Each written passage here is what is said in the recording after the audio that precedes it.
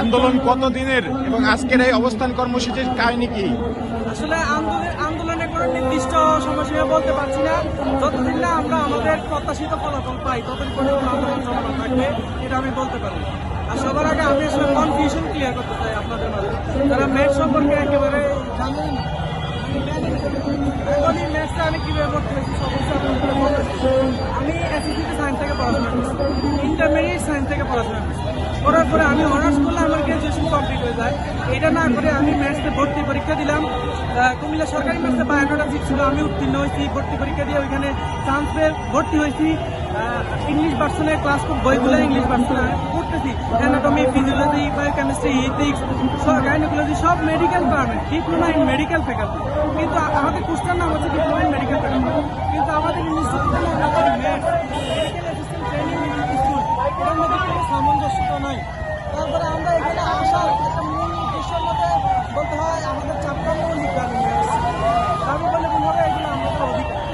এগুলোর মধ্যে আমি বলি, যেহেতু আপনাদেরকে ডাক্তার তাদেরকে বলতে যারা বিএমডিসি রেজিস্ট্রেশন প্রাপ্ত, তো আমরা হচ্ছে বিএমডিসি রেজিস্ট্রেশন 3টা সেক্টর পাই, ম্যাথস, এমবিবিএস আর ডেন্টাল যারা বিডিএস তাদের ডাক্তার তারা। এই 3টা জাতি হচ্ছে আপনার বিএমডিসির অন্তর্গত। কেউ বিএমডিসি রেজিস্ট্রেশন ছাড়া কোনো প্রেসক্রিপশন করার কোনো অনুমতি নেই, আমাদের অনুমতি। এখন আমাদের মাঝে আর এমবিবিএসের মধ্যে পার্থক্য কি? আমরা বিএমডিসি পাই, তারাও পাই। এমবিবিএসটা হচ্ছে এ ক্যাটাগরি বিএমডিসি পাই, আমরা হচ্ছে বি ক্যাটাগরি এটাই পাই। আমরা এমবিবিএস আমাদের নির্দিষ্ট আমাদের উপস্থিতি, 1 বছর সরকারি হাসপাতালে ইন্টার্নি করি বিনা ভাতায়। আপনি জানেন নার্সিং, তারপরে এমবিবিএস যারা ইন্টার্নি করে তারা ভাতা প্রাপ্ত। আমরা বিনা ভাতায় ইন্টার্নি শেষ করি, পাস করি, আইডেন্টি কার্ড, রিটেন সব পরীক্ষা দিয়ে উত্তীর্ণ হওয়ার পরে আমাদেরকে আপনারা বিএমডিসি রেজিস্ট্রেশন দিচ্ছেন, ঠিক আছে? তো আমরা প্রাইমারি চিকিৎসক হিসেবে আমরা চিকিৎসা দেই। এখন আমাদের কী নামে রাখবেন আপনারা? আমাদেরকে কী প্রিফিক্স দিচ্ছেন? আমাদের রায় আসছিল যে আমরা ডাক্তার লিখতে পারবো, তো ডাক্তার না লিখতে পারলে আমরা কী পরিচয় দেবো? আমাদের পরিচয় দেবো।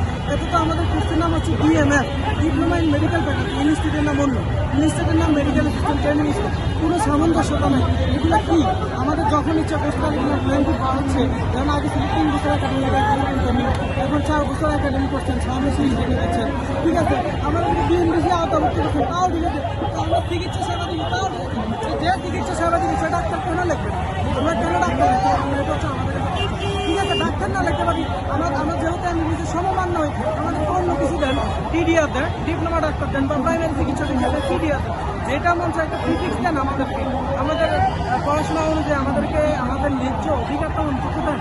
আমি যদি অনার্স করতাম, গ্রাজুয়েশন কমপ্লিট করতাম, আমার কাছে অনেক সুন্দর মানে অনেক অপরচুনিটি পেতাম, চাকরি পরীক্ষা দিতে পারতাম। এখন আমি আপনি জানেন একসাথে 2টা করা যায়, কেউ ডিপ্লোমা করলে কেউ আমার পাশাপাশি অনার্স করতে পারে। আমি অনার্স ছেড়ে দিয়েছি, আমি এসএসসিতে করছি সায়েন্স থেকে, ইন্টারমিডিয়েট সায়েন্স থেকে পাস করছি, বিশ্ববিদ্যালয়ে কোচিং করলাম। সব কিছু বাদ দিয়ে আমরা এই ম্যাথ সেক্টরে কেন আসছি? এইখানে পড়াশোনা তারা করে শিক্ষার্থী, এদের সিংহভাগ হচ্ছে আপনার মধ্যবিত্ত বা নিম্ন মধ্যবিত্ত। ওরা জানে যে আমাদের যে একাডেমিক পড়াশোনা, অনার্স, মাস্টার্স, বিসিএস, এগুলোতে চাকরি পাইতে কিন্তু অনেক প্রবলেম আছে। তো এইখানে বিএমএস সেক্টরে যদি মেডিকেল ফ্যাকাল্টিতে করে, কিছু না কিছু তারা পায়। ওরা গ্রামাঞ্চলে কম্পিটেন্সি নিয়ে আগে ধরুন আপনার বাসায় যে স্যালাইন দিবেন, কিন্তু আপনার হঠাৎ করে কিছু নিয়ে আসবেন, দেখবেন এত শুনতে দেবে। এখন আপনি ক্যান্টিনে কাজে যাবেন, হ্যাঁ, যেখানে একজন ডাক্তারকে কল দেবেন, যাদেরকে কল দিবেন তারা হচ্ছে ডাক্তার। এখন আমি চিকিৎসাতে ডাক্তার লিখতে পারি, ঠিক আছে? অন্য কিছুতে একটা টিকিট দেন, আমাদের পরিচয় দেন। এই আইডেন্টিটি হচ্ছে মূল আইডেন্টিটি, আমাদের মৌলিক দেওয়ার মধ্যে একটা হচ্ছে আমাদের আইডেন্টিটি। আর ইনস্টিটিউটের নাম কী বলবো? আমার তো বাধা তো নাই। স্বাস্থ্য অধিদপ্তরে বলতে আমাদের যে দাপ্তরিক কার্যকলাপ, আমরা অনেক চিঠি দিয়েছি, তারা দুঃখিত করবে, তারা বোঝায় না যে ম্যাথস কী। আরেকটা বিষয় হচ্ছে ম্যাথসের মতো অনেকগুলো কোর্সের কারণে হয়তো অসামঞ্জস্যতা দেখা যায়, যেমন LMF, community paramedic, DMS, RMP,